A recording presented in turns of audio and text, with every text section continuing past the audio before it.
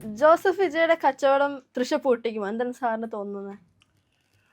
ഇപ്പോഴത്തെ സ്ഥിതിയിൽ ജോസഫ് വിജയ് വളരെ പരിതാപകരമായ ഒരവസ്ഥയിലാണ്. കാരണം വൈഷ്ണവി ഇത് ചോദിക്കാനുള്ള കാരണം സ്വാതന്ത്ര്യദിന പരേഡുമായിട്ട് ബന്ധപ്പെട്ട വിവാദമാണ്. അതെ. സ്വാതന്ത്ര്യദിനത്തിന് ഫ്ലാഗ് ഹോയിസ്റ്റിംഗ്, അതായത് പതാക ഉയർത്തൽ ചടങ്ങിന് അതിനൊരു പരിഭാവനതയൊക്കെ ഉണ്ട്. അപ്പോൾ തമിഴ്നാട് മുഖ്യമന്ത്രി അത് പതാക ഉയർത്താനായിട്ട് വന്നപ്പോൾ ഈ VIP ഗാലറിയിൽ ജോസഫ് വിജയുടെ അമ്മയോടൊപ്പം തൃഷ എന്ന് പറയുന്ന സിനിമാ നടി അവിടെ ഒന്ന് അടുത്ത് വന്നിരിപ്പുണ്ടായിരുന്നു. അവർ ഗ്രീറ്റ് ചെയ്യുകയൊക്കെ ചെയ്തു മുഖ്യമന്ത്രിനെ കണ്ടപ്പോൾ.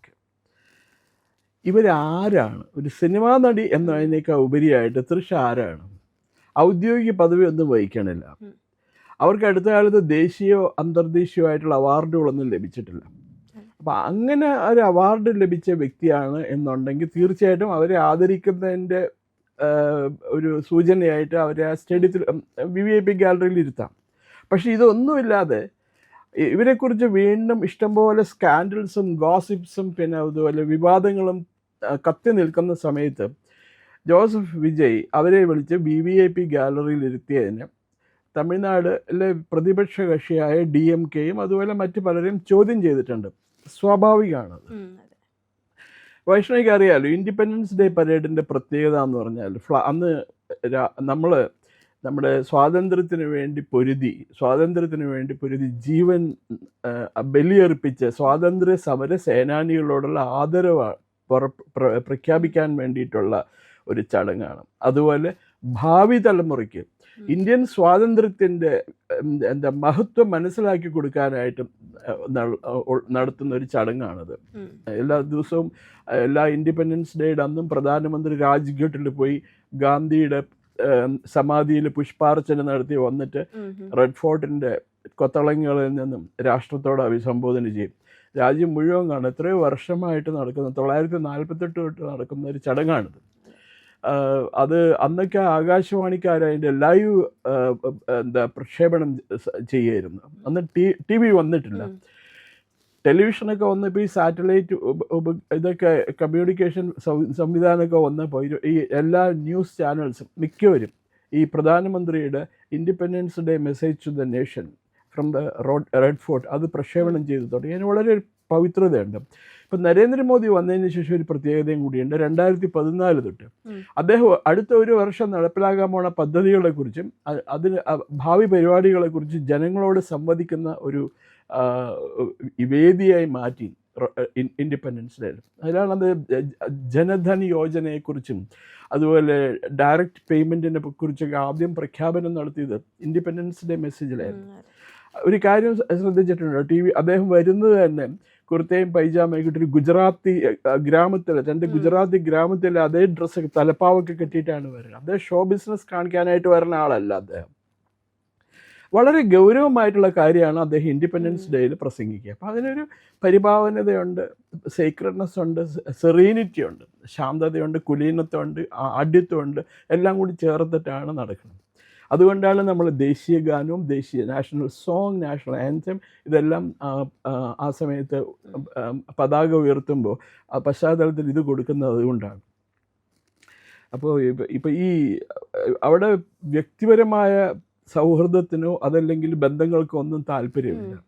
അപ്പോൾ ഈ ജോസഫ് വിജയ് എന്തിനാണ് ഈ സ്ത്രീയെ അവിടെ വിളിച്ചിരുത്തിയത് എന്നുള്ളതിന് ഒരു വലിയ വിവാദ വിഷയമായിട്ട് അവശേഷിക്കുന്നു. കാരണം ഇതിനൊരു പ്രത്യേകതയും കൂടിയുണ്ട്.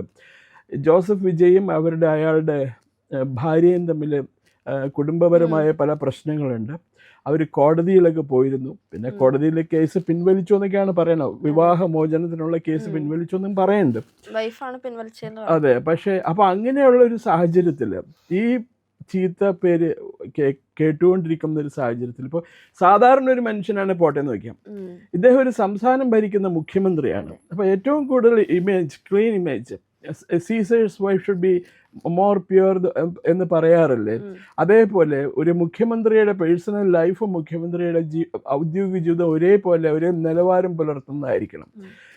അതൊന്നും അല്ലാത്ത രീതിയിൽ ഈ ഒരു വനിതയെ കൊണ്ടിരുത്തിയത് ജനങ്ങളുടെ ഇടയിൽ ഒരുതരം ജുഗുപ്സാവഹമായ ഒരു പ്രതികരണം ഉണ്ടാക്കിയിട്ടുണ്ട്. അതിൽ കുറ്റം പറയാനില്ല. അപ്പം അയാളുടെ ഇമേജ് കണ്ടുപോകാനും നഷ്ടപ്പെട്ടിട്ടുണ്ട് ആ ഒരു ഇതുകൊണ്ട്, ഒറ്റ ചടങ്ങ് കൊണ്ട്. ഒന്നാമത്തെ അയാളുടെ ചടങ്ങുകൾ, അയാളുടെ പദവിക്ക് വിഘ്നം വരുത്തുന്ന 1-2 പ്രഖ്യാപനം അയാൾ നടത്തി. മുഖ്യമന്ത്രിയായി കഴിഞ്ഞിട്ട് അയാൾ പറഞ്ഞു I M the Christian, I M the Christian എന്ന് പറഞ്ഞു. അയാൾ ക്രിസ്ത്യൻ ആയിട്ടാണോ 80% ഹിന്ദുക്കളുടെ വോട്ട് കൊണ്ട് അയാൾ ജയിച്ചത്? അത് പറയാൻ പാടില്ലാത്ത കാര്യമായിരുന്നു. അയാൾ മുഖ്യമന്ത്രി ആയിരിക്കണം, തമിഴ്നാട്ടിലെ മൊത്തം ജനങ്ങളുടെ മുഖ്യമന്ത്രിയാണ്. TVKയുടെ അതല്ലെങ്കിൽ റോമൻ കത്തോലിക്ക സഭയുടെ മുഖ്യമന്ത്രി അല്ല അയാൾ. അതയാൾ മറന്നുപോയി ആവേശത്തിനിടയിൽ. അത് ഒരു തവണയല്ല, പലവട്ടം അയാൾ റിപ്പീറ്റ് ചെയ്തു. പിന്നെ നിയമസഭയിൽ ഹിന്ദുക്കളെ ആക്ഷേപിച്ച് സ്റ്റാലിൻ്റെ മകൻ ഉദയനിധി സംസാരിച്ചപ്പോൾ അയാൾ എൻകറേജ് ചെയ്തു കൊടുത്തു. ഇത് പിന്നെ പക്ഷേ എന്തുകൊണ്ടാണ് ഉദയനിധി അവിടെ സംസാരിച്ചത്? അയാൾക്കറിയാം നിയമസഭയിൽ എന്ത് പ്രസംഗിച്ചാലും പുറത്തേക്കൊക്കെ കേസെടുക്കാൻ പറ്റൂല. അപ്പോൾ അങ്ങനെയുള്ളൊരു പ്രശ്നമുണ്ട്. പിന്നെ ഈ പറഞ്ഞ പോലെ ഇവരൊക്കെ ഫോളോ ചെയ്യുന്നൊരു സിസ്റ്റമുണ്ട്. ഗാന്ധി നെഹ്റു കുടുംബം, ജവഹർലാൽ നെഹ്റു, ഇന്ദിരാഗാന്ധി, രാജീവ് ഗാന്ധി, സോണിയാഗാന്ധി, അവർ കഴിഞ്ഞ ദിവസം വന്ദേമാതരം പാടിയപ്പോൾ അവർ കാട്ടിക്കൂട്ടിയത് കണ്ടില്ലേ? എന്തൊക്കെ വൈകൃതങ്ങളാണ് അവർ കാട്ടിക്കൂട്ടിയത്. അവരുടെ പാർട്ടി അധ്യക്ഷൻ എന്ന് പറഞ്ഞ് കൂടെ നടക്കുന്ന ഒരു ചങ്ങാതിയുണ്ട്, മല്ലികാർജുൻ ഖർഗെ, ഒരു കാളക്കൂറ്റൻ. അവർ രണ്ടുപേരും കൂടി എന്തൊക്കെയാ പാട്ട് പാടി ഒരു ചീത്ത വിളിക്കുക ചെയ്തവർ. അപ്പം അതിൻ്റെയൊക്കെ ഒരു പരിഭാവനത ചോദ്യം ചെയ്യുന്ന നടപടിയാണ് ഇത്. പബ്ലിക് ഇമേജിനെ, ജനങ്ങളുടെ ഇടയിൽ അയാൾക്കുള്ള ഒരു ഇമേജിനെ, ജോസഫ് വിജയനുള്ള ഇമേജിനെ ബാധിക്കും. ഇപ്പോൾ സോണിയാഗാന്ധിയുടെയും കോൺഗ്രസിൻ്റെയും ഇമേജ് വളരെയധികം താഴെ പോയതായിട്ട് അവരുടെ ആസ്ഥാന ഗായകരായ പത്രക്കാർ മുഴുവൻ എഴുതുന്നുണ്ട്, ടെലിവിഷൻ ചാനൽസ് പറയുന്നുണ്ട്. അപ്പോൾ ഇന്ന് നമുക്ക് ആലോചിച്ച് നോക്കാവുന്നതേ ഉള്ളൂ. ഇപ്പോൾ ജോസഫ് വിജയ് അയാളുടെ ഭാര്യനെ കൊണ്ട് നിർത്തിയിരുന്നെങ്കിൽ കുഴപ്പമില്ല. അതേസമയം ആ ഭാര്യനെ കൊണ്ടിരുത്താതെ വേറെ ഏതോ ഒരു സ്ത്രീ, അയാളുടെ സൗഹൃദം, അയാളുടെ സുഹൃത്ത് എന്നുള്ള രീതിയിൽ കൊണ്ടിരുത്തുന്നതിൽ ഒരു നമുക്ക് അക്സെപ്റ്റ് ചെയ്യാൻ പറ്റാത്തൊരു നടപടിയാണ്. ഇപ്പോൾ ഇതിനു മുമ്പ് തമിഴ്നാട് ഭരിച്ചിരുന്ന കരുണാനിധി മുഖ്യമന്ത്രിയായിരുന്നു. അയാൾക്ക് 3 ഭാര്യമാരുണ്ടായിരുന്നു. അതിൽ ഒരു ഭാര്യമാരെയും കൊണ്ടുവന്ന് ഇരുത്തിയിട്ടില്ല ഇതിനകത്തോ പിന്നെ അതുപോലുള്ള ഔദ്യോഗിക ചടങ്ങുകളിലോ. ഒരു വേദിയിലും അയാളുടെ 3 ഭാര്യമാരായിട്ടോ 2 ഭാര്യമാരായിട്ടോ ഇവൻ ഒരു ഭാര്യയായിട്ടോ പ്രത്യക്ഷപ്പെട്ടിട്ടില്ല. ആകെ കൂടി അയാളുടെ ഭാര്യമാർ പബ്ലിക്കായിട്ട് പ്രത്യക്ഷപ്പെട്ടത് ശ്രീലങ്കയിലെ തമിഴ് വംശജർക്ക് നേരെ ശ്രീലങ്കൻ പട്ടാളം നടത്തുന്ന ആക്രമണത്തിൽ പ്രതിഷേധിക്കാനായിട്ട് അയാൾ മറീന ബീച്ചിൽ ഒരു നിരാഹാരമായിരുന്നു. രാവിലെ 10 മണിക്ക് മൂക്കുമുട്ട തിന്നിട്ട് അവിടെ ഒരു കട്ടിൽ വിരിച്ചിട്ട് കിടന്നു. തലക്കിൽ ഒരു ഭാര്യയും അതിൻ്റെ കാൽക്കിലൊരു ഭാര്യയും. അത് ഊണ് കഴിക്കേണ്ട സമയത്തേക്ക് വിശന്നുള്ള ഭാര്യമാരെയും കൂട്ടിക്കൊണ്ട് പോയി. അതുമാത്രമേ നമ്മൾ കണ്ടിട്ടുള്ളൂ. അതല്ലാതെ ഈ പറയണ ഇന്ത്യൻ ദേശീയതയിൽ വിശ്വാസമില്ലാത്ത കരുണാനിധി വരെ ഇങ്ങനെ ചെയ്തിട്ടില്ല. അപ്പോൾ അതുകൊണ്ട് ഇത് ജോസഫ് വിജയുടെ പബ്ലിക് ഇമേജിനെ വളരെ പ്രതികൂലമായിട്ട് ബാധിക്കുന്ന ഒരു ചടങ്ങ്, ഒരു സംഭവമായിട്ട് മാറും. ഈ പുതിയ തലമുറയെ കാണിക്കാനും നമ്മുടെ ഇൻഡിപെൻഡൻസ് ഡേയുടെ ഇമ്പോർട്ടൻസ് അറിയിക്കാനും കൂടി വേണ്ടിയിട്ടാണല്ലോ നമ്മൾ ഇങ്ങോട്ട് പരിപാടി നടത്തുന്നത്. അതെ.